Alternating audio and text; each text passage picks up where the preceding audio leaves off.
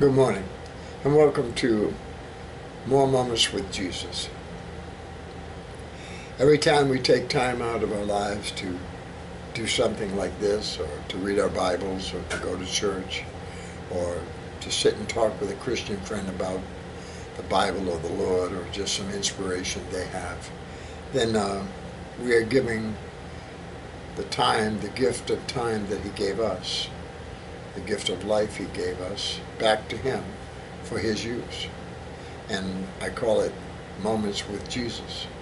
And we need to spend as many moments of the day, which is our 24-hour period He gave us, with Him. And if we do that, this pleases Him. And because while we're doing it, we're in direct contact with Him. We've surrendered our free will of considering the world second, and we put Him first. Most of the time, we put the world first and Him second. And the first commandment tells us not to do that. Okay, so today I'm going to read a little bit of inspiration that I read this morning. And because the first thing that I do in the morning is I try to do, and today I did forget it. So I'm going to do it now, because I have a little Christmas tree I've set up in my living room. So I'm going to sing Happy Birthday to Jesus. You can join me if you want. And it's Happy birthday to you. Happy birthday to you. Happy birthday, dear Jesus. Happy birthday to you. Happy birthday, Lord. I do that. Basically, the world celebrates His birthday or Christians celebrate His birthday on December 25th. And, but the date actually is, the true date is really not known. That's what man's best guess is, that it was December 25th. But I don't think there's, anybody out there that can concretely say, oh yeah, that was the date, because none of us were alive back then when Jesus was born. Okay, we only have the ancient text, the ancient Hebrew text that was written back then, and then it was translated into the different languages, and finally into English that we have today. And the first translation, I believe, was the King James.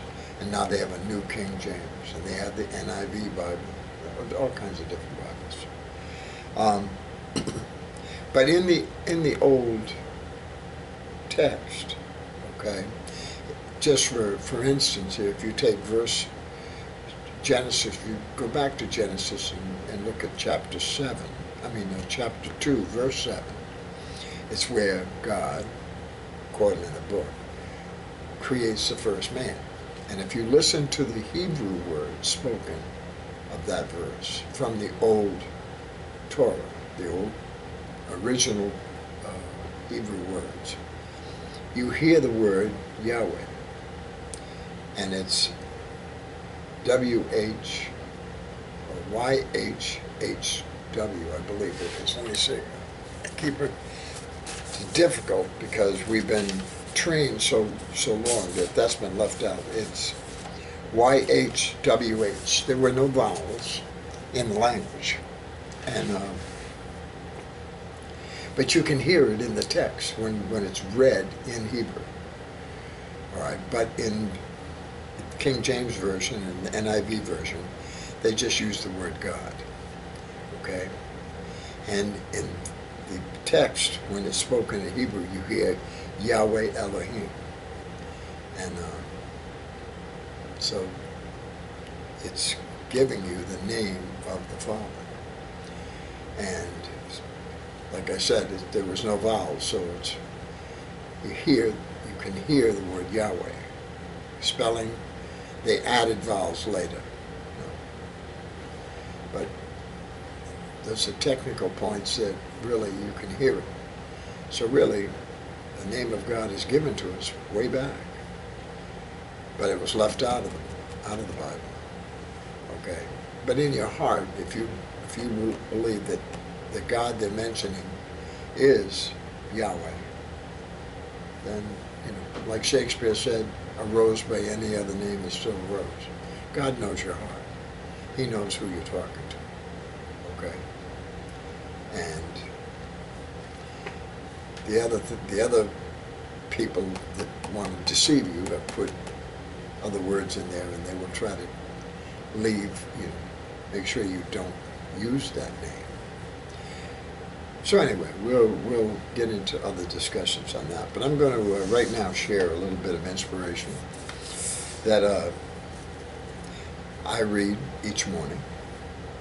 And here's what the words of this inspiration say this morning. The words say, "Worship me in the beauty of holiness. I created beauty to declare the existence of my holy being." It's beauty all around us.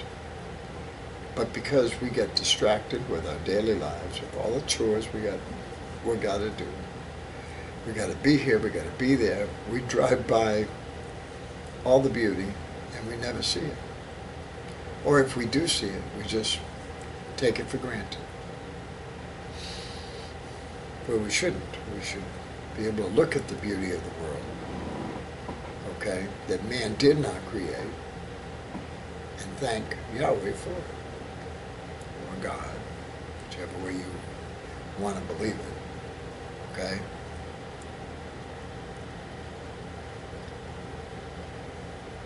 Okay, so a magnificent rose, a hauntingly glorious sunset, we've all seen those, oceanic splendor. All these things were meant to proclaim my presence in the world. Most people rush past these proclamations without giving them a second thought. So true. We do that. Some people use beauty, especially feminine loveliness, to sell their products. How true is that? Check your channels out. It's all over the internet now. Every time you go to look at a video, there's an ad first. Okay, because the ad people pay money to people that run those sites so that they get the ad seen. So the ad interests somebody and that person buys their product. And most of the time it's a young, beautiful woman displayed in some manner that draws people's attention to that and triggers something inside them to want to purchase that, which means money for the person who did it and money for the people who displayed it.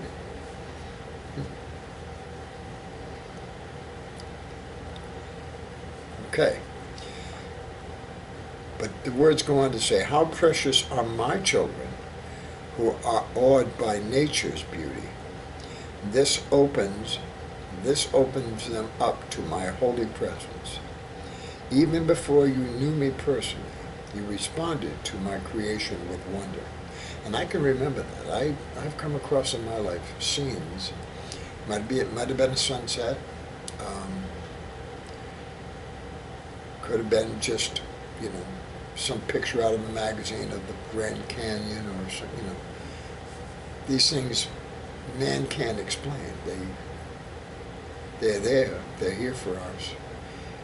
But what they do is they trigger our thought pattern, bring us closer to God or Yahweh. Okay?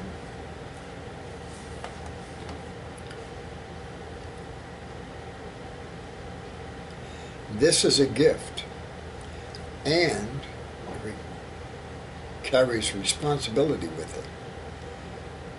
Tells us to declare my glorious being to the world. So we as Christians should always be declaring all these natural beautiful scenes that man cannot create. Okay? Did not make a tree. He did not make the oceans. He did not make the mountains. Okay? Oh, he can take bulldozers and he can create, so to speak, by moving all the dirt into what looks like a mountain. Or today, with canvas and paints, he can paint a scene that looks like a mountain. But the actual mountain, he can't do. Man can create artificial flowers that can trick the eye to thinking they're real.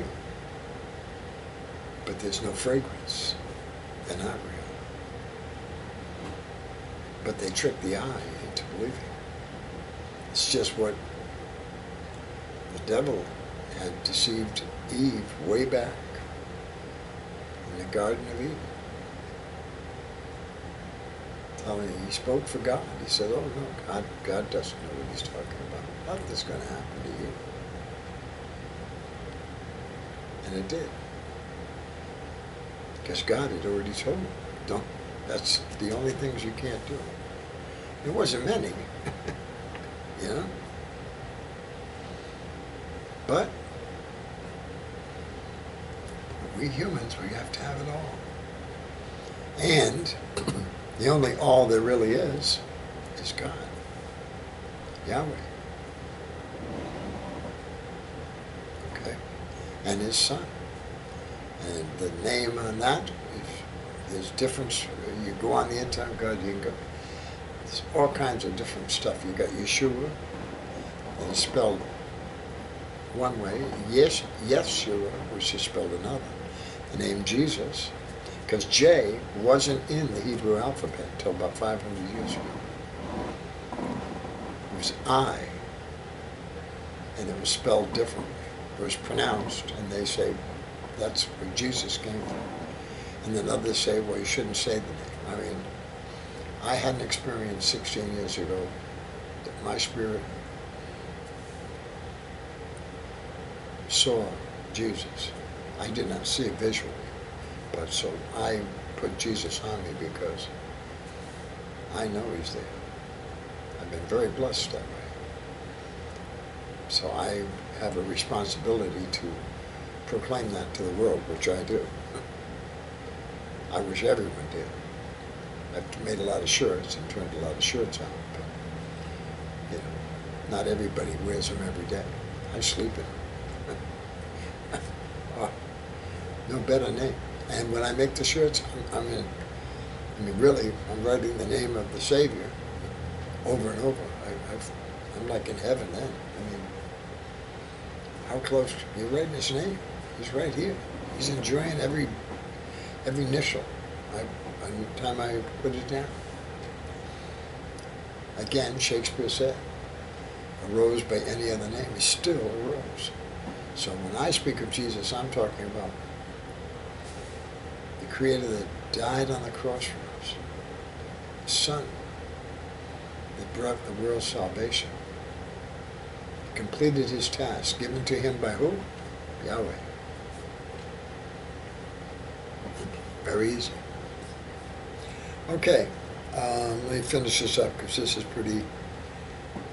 The whole earth is full of my radiant beauty, my glory.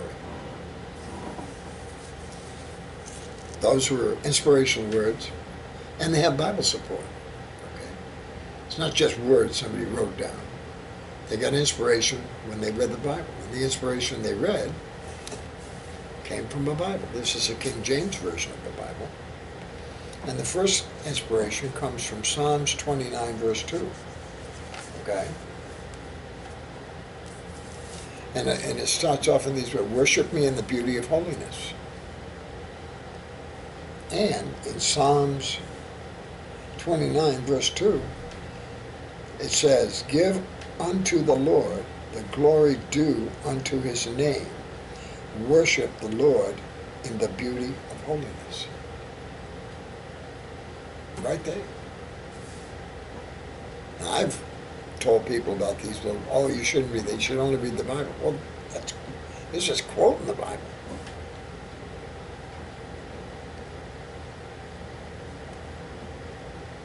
Same thing. Okay, the second, now that's out of the New King James Version. This is the Old King James Version, so I'm not sure if the new one has an extra word in there or whatever. That's what I mean. It's the words of it as they've been transcribed. have been changed, okay? Well, there's been so much changing over the years throughout the different books that some of the true things of the Bible have been hidden. People have been misled. Maybe not even deliberately, but a lot of times the devil doesn't want you to understand all the Bible. No, because then once you understand it and let God's Spirit open it more and more to you,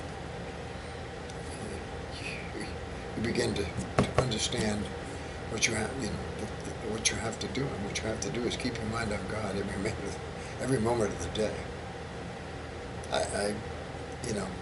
But when you do that, you don't think about the world.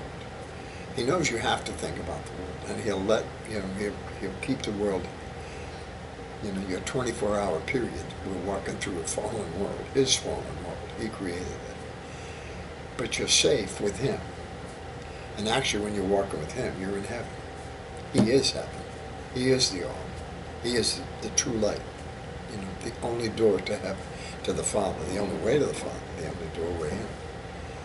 Because if you listen to the Lord's Spirit and let him teach you, which he's more than willing and he's elated to teach you if you open your heart to him, then he can create in you that image which was acceptable to his Father, which is him. You're still you, but you believe and are just like him. Therefore, you can step into heaven with pride and humility at the same time, because you know you don't deserve it. But you know you've done your job as best you could, and he knows that too. And then you should be able to get, as he promised, the hug with welcome, faithful servant. But down here we can get distracted. We think it's about us. It's all about the self. This whole world, from the fall of man and woman from the garden, it's all about self. I want this. I didn't listen to God. And it carries on right to today. And will continue to carry on until God ends it with the last day. That's going to happen. You can tell people that. Most of the people, it's like you're wasting your breath. But if you just live it in your life, then he shines through you. They see him in you. And some people then might come to you and say, well, why did this happen to you? What have you got then? I really like to have what you have. And then you can say, then go to Jesus, because he's the one that gave it to me. And therefore, I point you to him, for he is the only one that can give it to you. I am just his worker, his branch, part of the vine. And as long as I shut my mouth, which is the worst part of me, and just, that's why when I do open my mouth, I try to talk about him all the time. Number one, it makes me feel good inside, because I think I'm doing a good thing by doing that. And it lets people see him shine. I wear his name all over me, because everybody that looks at me at least thinks for a moment the name of Jesus, which is the name that saves, the name that helps, the name that loves you. Anyway, the second one was Isaiah 6, verse 3. So you go to Isaiah 6 in the Bible, you go to verse 3, and verse 3 says, and one cried unto another, and said, Holy, holy, holy is the Lord of hosts. The whole earth is full of his glory. Okay? exactly what these words here come up and say. So another exact point of the Bible said in these words. And here comes my beautiful wife, Judy. Come on out, Judy.